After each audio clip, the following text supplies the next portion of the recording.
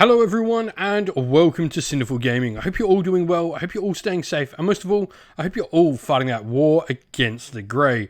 Today's video, we are going to go through all the Warhammer World Championships preview reveals that we got to see for a bunch of different Warhammer games. This was Warhammer 40k, Warhammer Age of Sigmar, Kill Team, Underworld, Horus Heresy, Necromunda, and Old World as well. A ton of stuff for a bunch of different games. Some really cool stuff, and some stuff I was okay on. Like, I liked all the reveals. I wouldn't say, I think last reveal show was probably more stuff that I personally liked. I think that one hit a little bit better home with me, but everything in this was really cool, like always. I just don't think some of the stuff is particularly my favorite things from some of the games we've seen, but we're going to go through it all. We're going to talk about it. We're going to get excited because we're going to hopefully get most of this stuff happening on the channel for you. So let's get cracking on, and we start with Warhammer 40k. We have a brand new Aeran, the Diviner model, who apparently has been showing up in a ton of Necron lists. I absolutely love this dude because Infinite and the Divine is one of the most fantastic stories in all of Warhammer 40k. Love it. He's such a cool model, really cool, fun update, sort of still true to the current model, and this is going a long way to making Necrons a fully plastic force, which is awesome. You can see a little bit more sort of look. You can see that sort of cryptek, canoptek sort of look to him. That sort of almost tomb spider-esque back, bit of destroyer look to it. The coil there from obviously the canoptek race, and a little bit of the tassels there and the overlord. I mean, he's really cool. I dig this dude. And along with that, we're actually going to get a new Crusade book for Pariah Nexus, which I think is really nice. This, for me, is the sort of stuff I want to see more of. I wish Age of Sigmar would start doing stuff like this to have worked properly for, you know, Path to Glory. It just doesn't get the love that Crusade gets in 40k, which is awesome. I think these really strongly build out the narrative, so super excited for this.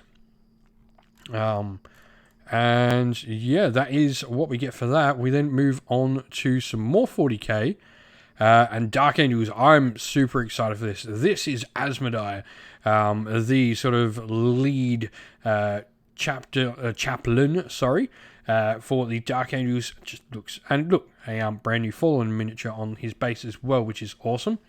I dig this mini. What I really do like as well is you can have him with the smoke or without. You can have him hooded over the top or the unhooded helm, which I think looks incredibly menacing. That one with the hood sort of peeled back. Really sweet looking mini. I hope this isn't the only character we see for the Dark Angels. Maybe we'll see more, because we have got more than just this for Dark Angels. I hope we get a Belial. For me, Belial just makes sense to come out when we're seeing Terminators and stuff have this resurgence, you know. But we also did get an updated Codex roadmap. We obviously know that Admech and Necrons are coming soon, and they said in the next few weeks we will see these, so really excited. I've got some Admech and Necrons currently being built by Stephen, who helps out with the channel. You've noticed him in some of the battle reports. But then Dark Angels, Orcs, Custodes, Tau Empire, and Chaos Space Marines, we all know already.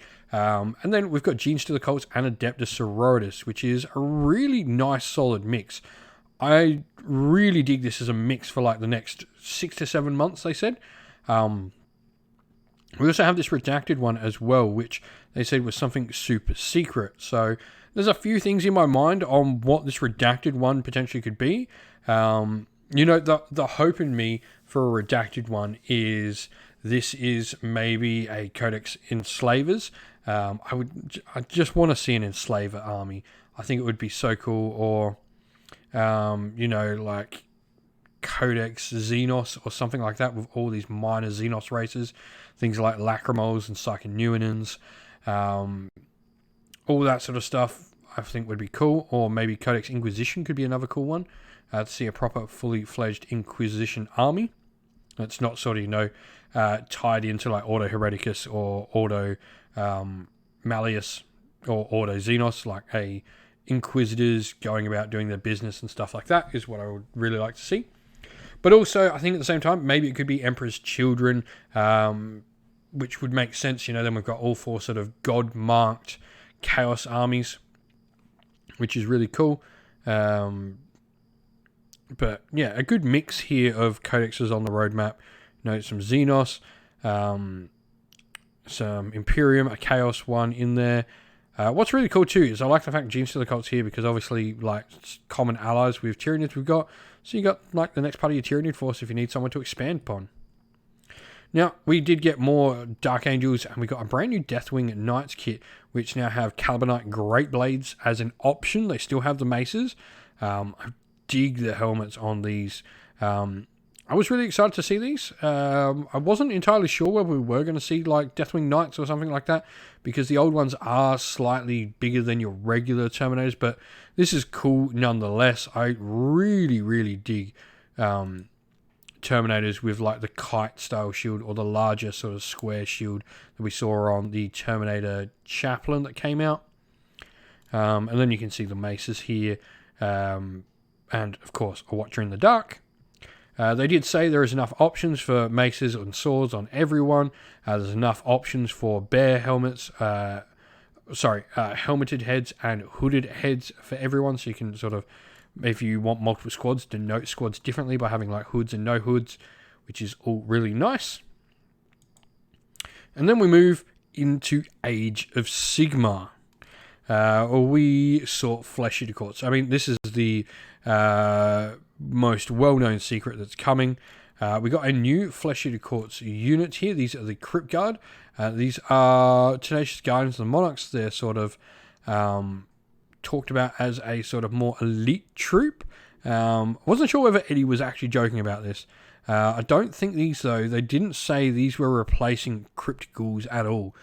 So this very well may be a new unit along with the Crypt Ghouls, which I think is honestly for now the right call. Yes, Crypt Ghouls are maybe needing a little bit of an update model-wise, but I would rather see the units stay at the moment because we don't have enough options in Flesh Eater Courts. You don't want to be removing units. Maybe except, I guess, we could remove things like the Crypt Ghoul Courtier and stuff like that with all the characters we've seen, but I think adding new units, not removing old ones, is probably the way to go. You can see the unit here is really cool. They've got swords, but they also have a halberd option as well for a two-handed weapon, which is really nice. Morbeg Knights. I think these are the ones I'm most keen on. I really dig like the mini Terrorgeist things they're on. This is probably my favourite of all the units, out of any of them, with ghouls on the back. And we get a nice, really solid look. I think that's one of my favourite minis there. Just something and we do have female ghouls in these kits as well. You can see a couple here, one there. This model's a female ghoul as well. Great to see. A new Vargulf, which is gone like much more on sort of the abyssal horror than like the sort of bulky bat-like creature. Looks almost very reminiscent of something like the Morngul, is what I get from it, with like the really long, lanky arms, which is something we've seen a bit of like seeing these sort of lanky creatures with the Soulblight and the Virkos Bloodborne have the sort of long lankiness, but this is a cool model, very, very horror themed. No wings on him as true, so has he lost a fly? We've got a couple of brand new characters, obviously joining the two characters we've already seen, but we now have the Abhorrent Cardinal, Pope de Gaulle, as he would be called, which is really awesome. And then we got a Royal Decapitator as well, and it's like these smaller miniatures here where I think, we can be going with like the Cryptghast Courtier and stuff like that. We don't sort of need him. But there will be an army box coming out that I'll probably go pick this up for the channel. Flesh Eater Courts have never really been one of my favourite forces in the game. But like this would be pretty cool to maybe get like 1,000 points on the table. During the new Ghoul units, you could easily build one of each, as you can see here. One halberd, one sword, 3 of the new knights, the new Vargulf, and the cool character as well, the Abhorrent Gore Warden. a cool Flesh of the Corpse Battletome, the limited edition cover, which is great. Really, really cool. But that wasn't all for Flesh of the Corpse, because we got Aeran finally. He's cool. I'm not overly sold on him as a miniature. I don't know. He's cool. He's not my favorite, like, big centerpiece miniature. I don't know whether I would get him to lead my Flesh of the Corpse army. He's cool, but I'm not sort of drawn to him like some of the others. I don't know what it is. It's just not my thing. It's cool, but it's just personally not my thing. Going through, but we do have, obviously, Book 4, The Mad King Rises. Everything's been leading towards this with I always say Broken Realms. With Dawnbringers is the correct name. Everything's been sort of leading. We can see, like, his size, like his base. He is on the big circle, so like that's his base down here.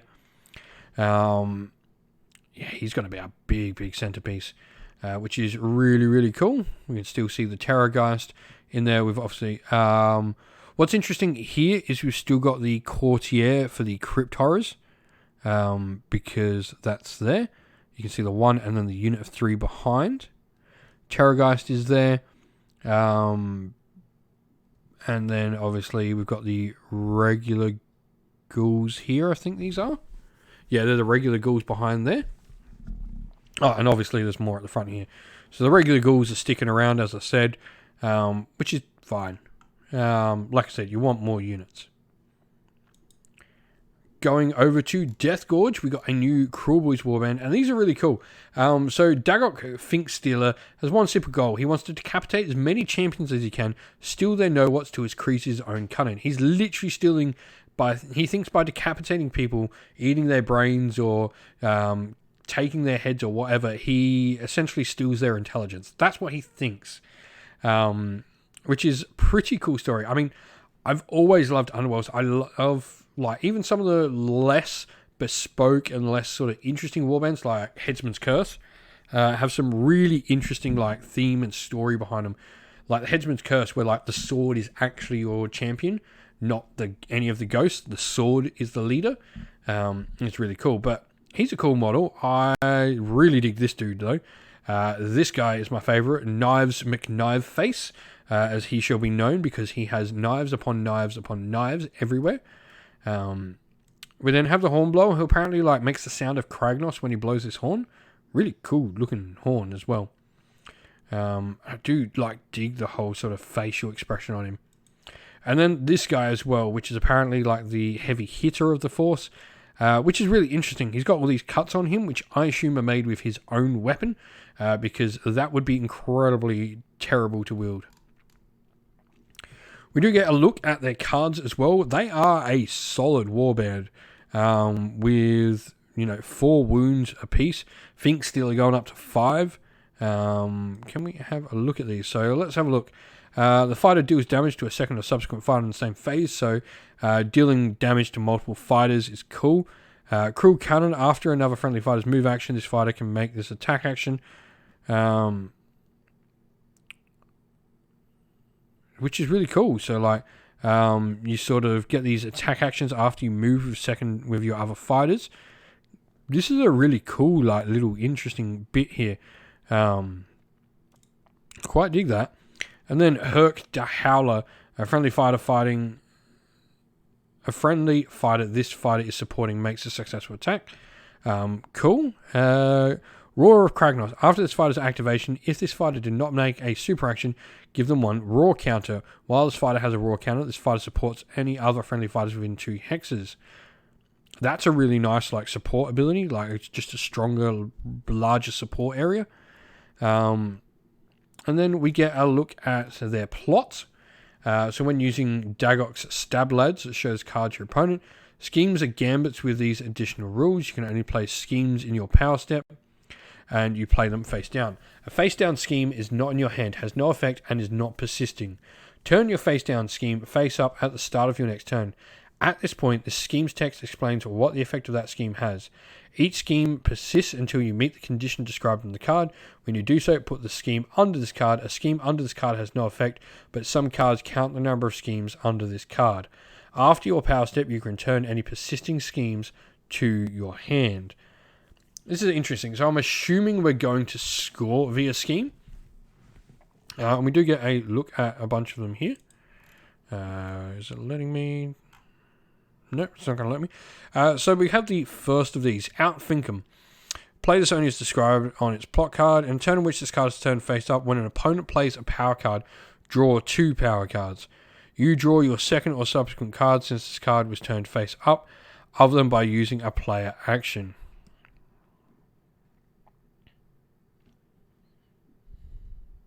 Okay, so if your opponent draws a power card, or you can draw 2 cards.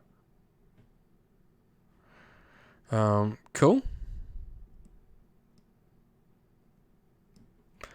Play this as described. In a turn in which this card is turned face up, -1 move to friendly, +1 move to friendly fighters. Condition: a friendly fighter's move action ends 5 or more hexes from when it started adjacent. And in the turn in which the card turned face up, friendly fighters range 1 and range 2 attack actions have Grievous 1. Friendly fighters range 1 or 2 attack action takes an enemy fighter out. And then I'm assuming score this in the end phase of 3 or more schemes. Yeah, exactly what I thought. Score this immediately after your Warband's force successive attack action in the same phase. Looks like a really cool and interesting deck with a really unique sort of way to score. Effectively trying to do like loads of different things to gain objectives to then score objectives. You're effectively objecting twice with this. Sort of, you need to complete these objectives to complete these objectives. Sort of how it sort of seems to me. Horus Heresy, Plastic Assault Marines. I mean, we've been waiting for this for so long. It's hilarious that every other game got Plastic Assault Marines before this did, including Legions Imperialis. And they have all the kits. They've got Sergeant weapons, they've got chainswords. They didn't say anything about a full power weapon loadout, so you probably will need to find and scrounge up some power weapons on them. Necromunda, just a small release, but another one of the vehicles coming out. This one is the Towos for the Enforcers, which is pretty darn cool. Kill Team. This is probably my favourite reveal, I think, of the show. We've got a Night Lord's Kill Team. This is really cool, seeing like themed sort of Chaos Space Marine one. I'd love to see something similar for like the Loyalist Marines, instead of just seeing like Intercessors. Like, imagine like a Death Company Kill Team, or a Raven Guard Kill Team, something like that, you know. Even like go more weird chapters, go like the Raptors, who would be perfect for this. Really, really cool stuff though on them. That will be the next Kill Team to come out. And then lastly, Old World. I like it, but I also don't like parts of this model. This is the new dragon for the Tomb Kings, Necrolith Bone Dragon. I like this part. I like here. I like the tail. I think something's missing from the body of it, if I'm honest. I want to maybe see some cloth or some armor or something in the middle here. It just looks a bit bare in the center to me. Or even maybe like brown the bone up here, rather than having it such pure white. This is really, really cool. I'm digging what we've seen. There's definitely some things I like more than others. But I'd love to hear your thoughts on what you have seen from the Warhammer World Championships. Let us know your thoughts down in the comments below. And so, that's the end of the video. We hope you all enjoyed it. If you did, please don't forget to leave a like, subscribe, and drop a comment down below, letting us know what you enjoyed about the video. If you'd like to come chat more with me and other members of our great little community here, we have a Discord server linked down in the video's description, and also linked down there are the best ways to help support the channel as well. Our Patreon and YouTube members down there are fantastic ways to help support the channel, and if you'd like to get a shout out like all these people, you can go and join up today. So with that said, we'd like to give a shout out to all our Patreon and YouTube members. So thank you to our Patreons, Rob B, Broken Chef, Andy C, Grimscold, Colorblind Magic, Benjamin Swallows, James Cater, Mark Harvey, Domir, Average Wargamer, Q Damak, Andrew Bowen, Outer and Shot First, Kenny Lowe and Soren, and to our YouTube members, Green Roots Gaming, Ronya, Lock Lorick, Broken Chef, Ariana Edwards, James Tillman, Disco, John Castle, and Gargamel196. Thank you all so much for watching. Stay safe everyone, stay well, and most of all, keep fighting that war against the grey. Ciao for now.